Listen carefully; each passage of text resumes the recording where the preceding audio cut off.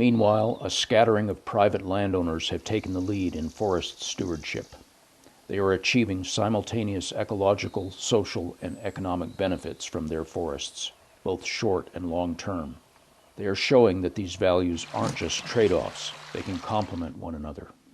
Howard Johnson began managing the timber on his 3,000 acres in northeast Oregon 25 years ago when he retired from cattle ranching.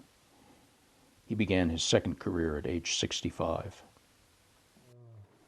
Well, you know, I'm 90 years old, but I'm still learning a little bit as I go along. This land wasn't exactly untouched. Around World War I, a logging company built a railroad through it. They took out the biggest and the best ponderosa pine. Each generation, the loggers came back for more. Around 1970, Doug McDaniel worked for a logging company that had a contract on Howard Johnson's land. I pretty much trashed about 25% of that forest for a company one time. My contract called for me to take out anything that would make a 16-foot log and a 6-inch top. When we left this piece of ground, it looked pretty bad. We roughed it up hard. And you can't even see the 25% that I did by the way that guy is taking care of that forest. By taking care of it, by having people out here, setting the goals of what you want to achieve on this piece of land, you can do it. It can be done. Instead of simply harvesting timber to supply a sawmill, Howard uses selective logging as a tool to achieve a healthy and productive forest.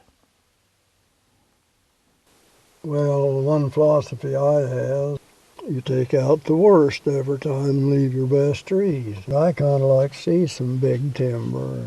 The aesthetic value is worth quite a bit. It's profitable in this way because you got the stand you want. You don't owe a penny out here.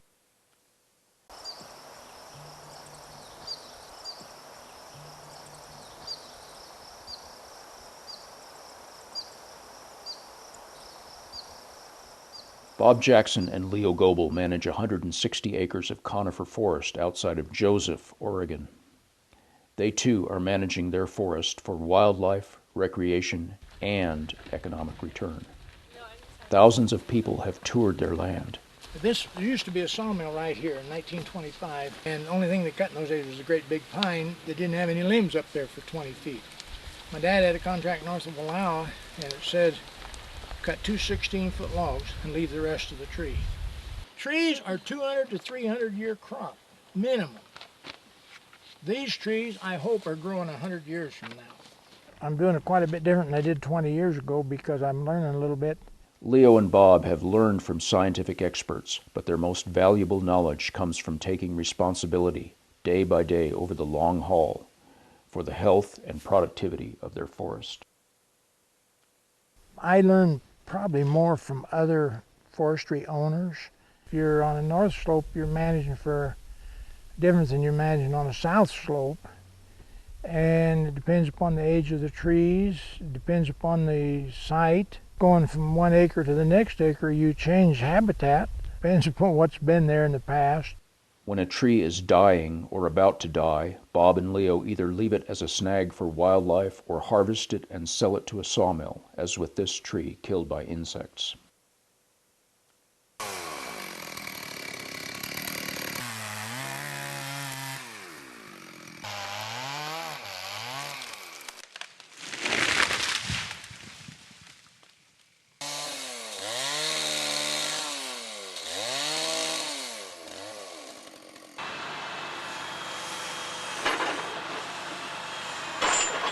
I feel that where we have a complete system that the rodents and things aren't our enemies, but our friends. We consider a lot of the small animals, birds, all part of the system. 1 pallet of oil manure, I had 25,000 nitrogen fixing bacteria. When the hawks are flying around, if they see a chipmunk or something, boy, they can grab him. But if you got brush piles from the hide in, you'll have a lot more chipmunks and pine squirrels. Therefore, you got a lot more nitrogen fixing bacteria. So I have not burnt brush piles in quite a few years. A 2-inch limb in 6 to 8 years will be pretty well rotted. If it's up in the air, it'll be hard as this board here, even 10 years later. But if it's down on the ground, it'll rot fairly fast. Like, what are your goals? Are you doing it just for the money, or? No. I'm doing it for the land. I have never let money dictate what I did on this property, ever.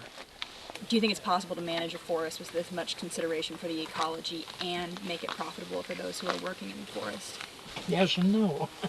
Yeah, there's money in it if you do it right, but you can't start out on a 200-year crop with bare ground, because it's going to take you 50 years to get even the little trees up to where they're starting to put on the volume. And then if you cut them, you're wiping out your growth. These trees, most of these are over 100 years old, these bigger trees here. But I do think there are places where they haven't done any logging, and then there's other places where they've logged it real heavy. Personally, I don't think either one of them is correct. I think there's an intermediate zone. The care is between neglect and abuse, you know.